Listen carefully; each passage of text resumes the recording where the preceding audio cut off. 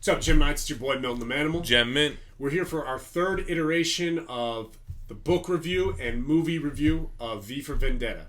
Stay tuned.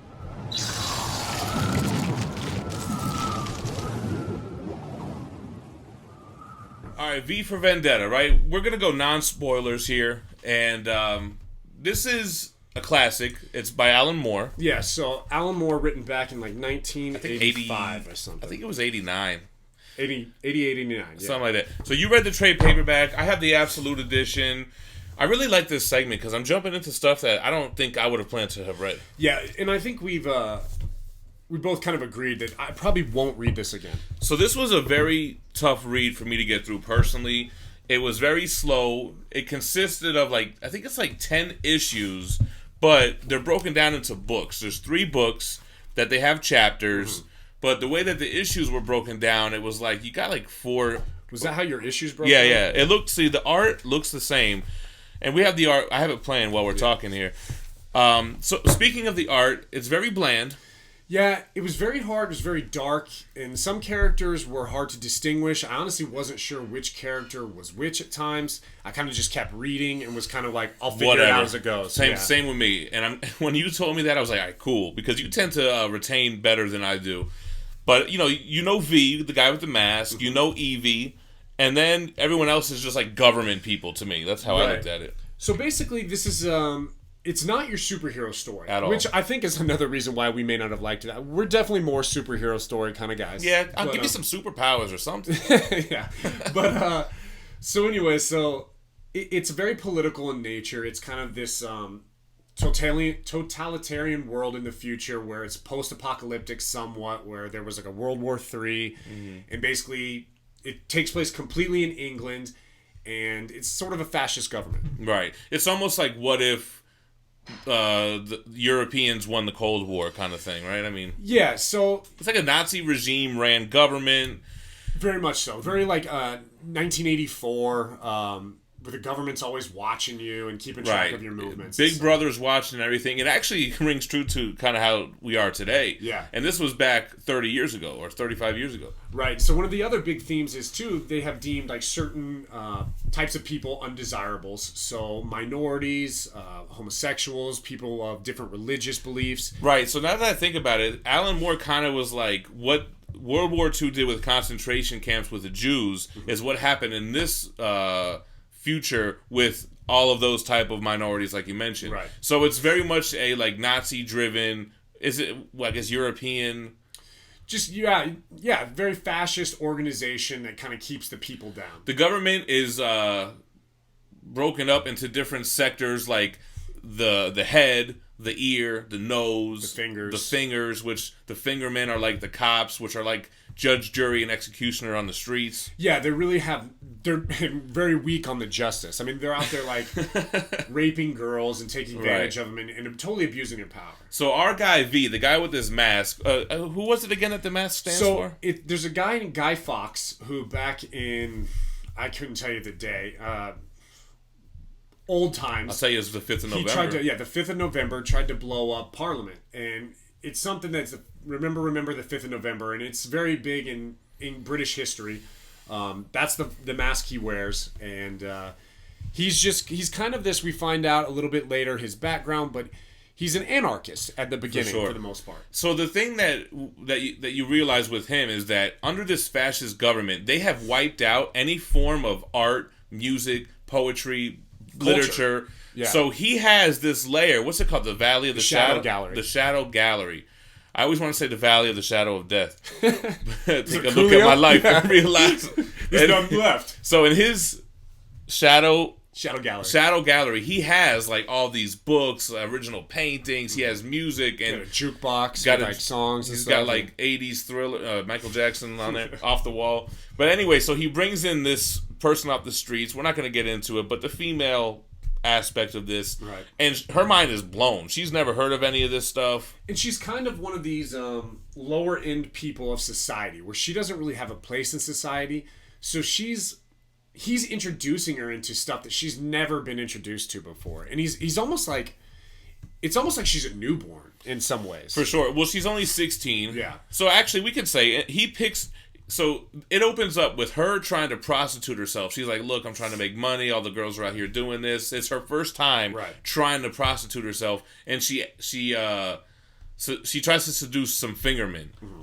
Big mistake. And V saves her. And that's how we get introduced into Evie. So he kind of saves her from that and saves her from the Matrix. The Matrix, right? The Matrix. He's the Morpheus, So he doesn't really have powers, but he's kind of like, he's a skilled fighter. He's quick as hell. He's very heightened. So we find out some of his backstory. To not get too spoilery, he was a part of these people. You don't really ever find out who he was or why, but he was in the concentration camps, and they... being experimented on. Yeah, with LSD, I think is what they talk about. They do experimentations with drugs and whatnot, and it unlocks his mind a little bit, gives him focus, and... I mean, he's a little insane as well. So he talks in like movie quotes. Like he would really fit in today's day and age.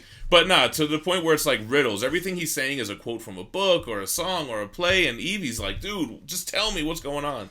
So the first part of the story, I guess I would say, the first half, if you will, deals a lot with his mission of vengeance. So he's kind of hunting down people who had a direct hand in what happened to him. Well, he's got a list, and the list of people, all we know in the beginning is that they're important to the functionality of this government. You have the guy who is the voice of fate, which in the book is somebody who's that's all you hear on the radio is basically this guy talking. The only source of news. It's the only, exactly. Information. And so he goes for him. He goes for some botanists. I don't really want to. We don't really need to say why he goes for them, but we find out later that these people have to do with his past, right? Right. So then in the second half of the book, that moves more into the political overthrow, if you will, of the regime at the time. Right. And he is an anarchist, but I think he says that he doesn't want anarchy. He wants chaos. And I forget what the difference was. So he sees it at first as like, look, first we have to have this anarchy or the chaos or whatever to tear everything down. Right. But then we need order to rebuild. So yeah, that's the whole thing. He doesn't want to destroy everything. He's not a villain. He just wants to put an end to this government, and he wants to rebuild and how everything was before the war. Well, yeah, kind of. But he also even comes as far as saying at one point, he says, look, if I tear everything down, my goal is to put the power or the decision-making back in the people. And if they choose to bring this back up, I'm cool with that. He basically says. He says, though, what I want is the people to be able to make that choice from a position of, intelligence. A little Dark Knight Rises Bane there? Maybe. Yeah. So that's pretty much the gist of it. It was only like 10 issues or so, but like I said, very long issues. It was a difficult read. We both struggled to figure out what was going on. But, I mean, at the end, it made sense. Right. Watching the movie, which we'll release that video tomorrow, helped me confirm that I was right on what I was assuming, right? Right. So this book, I would not recommend this for new readers. A lot of people that catch this channel are, like, getting back into comics. Right.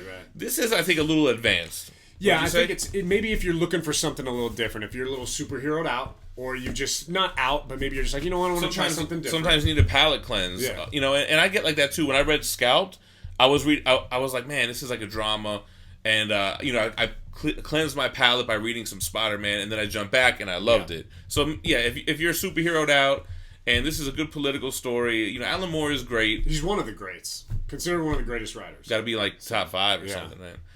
Anyway, I guess that's about it for the recent reads. Yeah, I think so. So, wait, what'd you get that at, and what's your price tag? So this one, actually, it has like...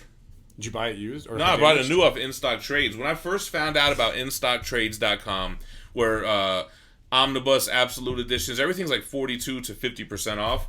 So when I first found that site, I bought every Absolute they had. Oh, you bought this one, obviously. So I bought this one. This is a $100 cover price, so I probably got it for like $52 or something.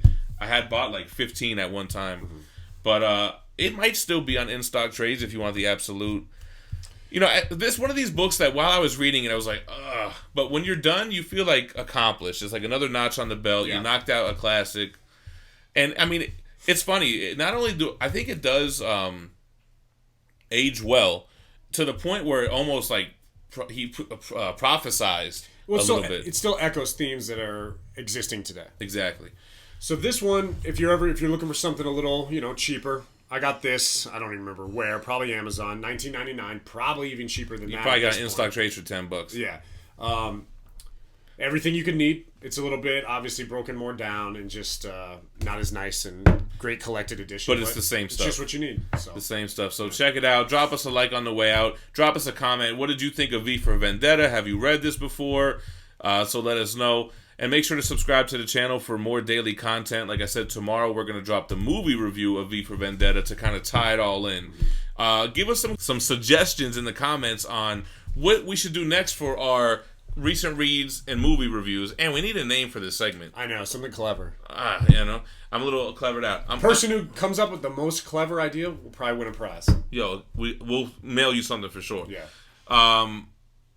We're going to take credit for your work. For sure. I want to do Watchmen. I think that's an obvious one. Yeah. I think the comments gave us this one. Yeah, they did. So, yeah, keep it coming. I mean, we probably got it. All right, that's enough. Thanks for checking it out. Peace.